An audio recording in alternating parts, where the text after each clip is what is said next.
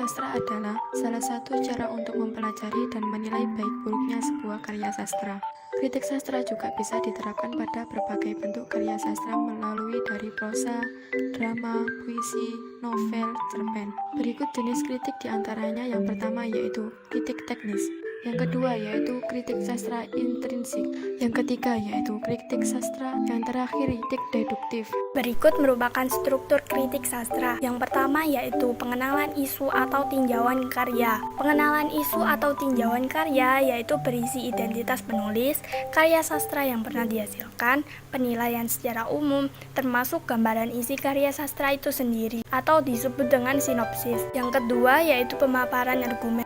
Nah, pemaparan argumen yaitu berisi analisis berkenaan dengan unsur-unsur karya berdasarkan perspektif tertentu atau berdasarkan sudut pandang tertentu dan interpretasi penulis terhadap karya sastra. Yang terakhir yaitu penilaian dan rekomendasi. Penilaian dan rekomendasi berisi timbangan keunggulan maupun kelemahan dan juga saran-saran untuk khalayak terkait dengan kepentingan pengapresiannya. Yang pertama yang menunjukkan pendapat dan penilaian terhadap karya sastra tertentu. Nah, di sini ada sifat argumentatif dalam suatu alasan, banyak dijumpai pernyataan yang berupa pendapat yang menunjukkan ditunjang pula oleh fakta. Berikutnya ada kata kerja mental. Hal ini terkait dengan karakteristik kritik sastra yang mengemukakan sejumlah pendapat.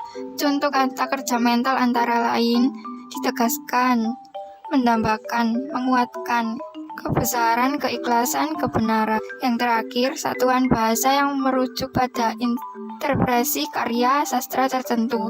Satuan bahasa yaitu antara lain menggambarkan. Nah, di sini saya akan menjelaskan pengertian esai. Apa sih pengertian esai itu? Yuk, simak penjelasan berikut. Esai diartikan sebagai karangan singkat yang membahas suatu masalah dari sudut pandang pribadi penulisnya. Masalah yang dibahas dalam esai merupakan masalah yang aktual dari berbagai bidang seperti bidang kesusastraan, kebudayaan, iptek, atau politik.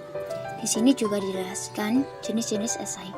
Jadi esai dibagi menjadi 4 jenis. Yang pertama, esai deskriptif, yaitu esai yang menggambarkan suatu fakta seperti apa adanya. Esai ini bertujuan untuk memotret dan melaporkan apa yang diketahui oleh penulisnya tanpa memberikan komentar terhadapnya.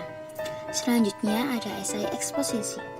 Esai eksposisi adalah untuk menjelaskan suatu konsep atau hal lainnya tanpa menyampaikan argumen. Berikutnya, esai argumentatif. Esai argumentatif adalah esai yang berisikan opini pribadi dari seorang penulis terhadap suatu topik atau permasalahan yang sedang hangat diperbincangkan di kalangan masyarakat. Yang terakhir yaitu esai narasi.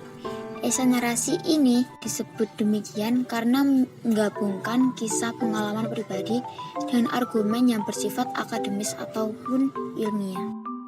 Nah, selanjutnya struktur esai.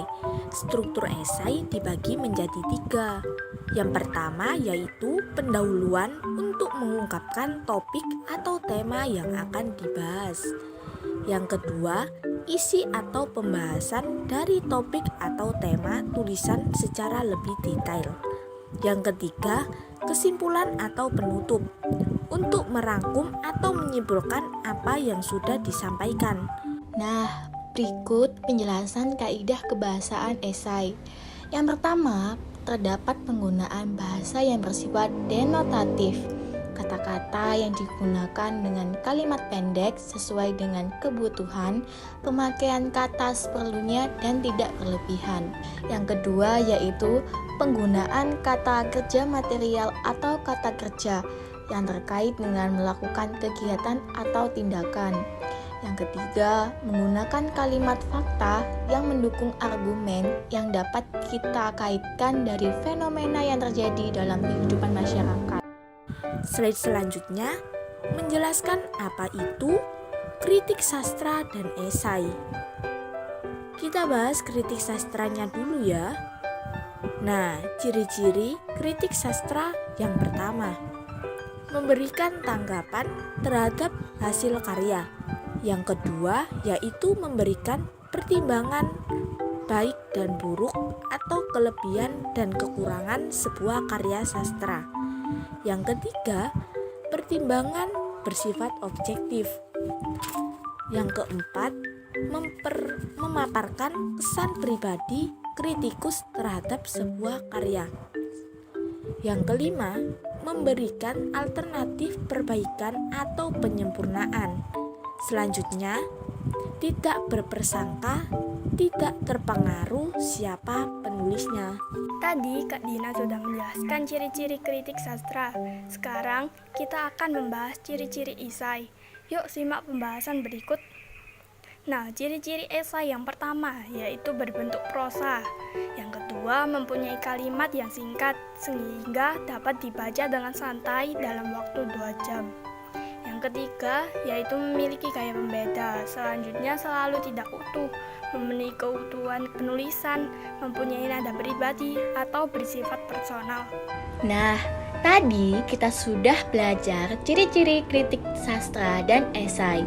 Sekarang kita belajar membandingkan kritik sastra dan esai. Yuk, simak penjelasan berikut. Dilihat dari unsurnya, kritik dan esai dapat dibagi menjadi 5, yaitu objek, penulisan, gaya bahasa, sifat, dan saran perbaikan. Dilihat dari objeknya, dapat dibedakan bahwa kritik merupakan karya sastra, sedangkan esai merupakan masalah umum. Selanjutnya, dilihat dari penulisannya, dapat dibedakan bahwa kritik merupakan penulisan terstruktur, sedangkan esai penulisan bebas. Berikutnya, dilihat dari gaya bahasanya, dapat dibedakan bahwa kritik menggunakan kalimat baku, sedangkan esai menggunakan kalimat sehari-hari atau kalimat santai. Nah, selanjutnya dilihat dari sifatnya. Dapat dibedakan bahwa kritik bersifat objektif sedangkan esai bersifat subjektif. Terakhir, dilihat dari saran perbaikan. Dapat dibedakan bahwa kritik harus mempunyai saran sedangkan esai tidak harus mempunyai saran.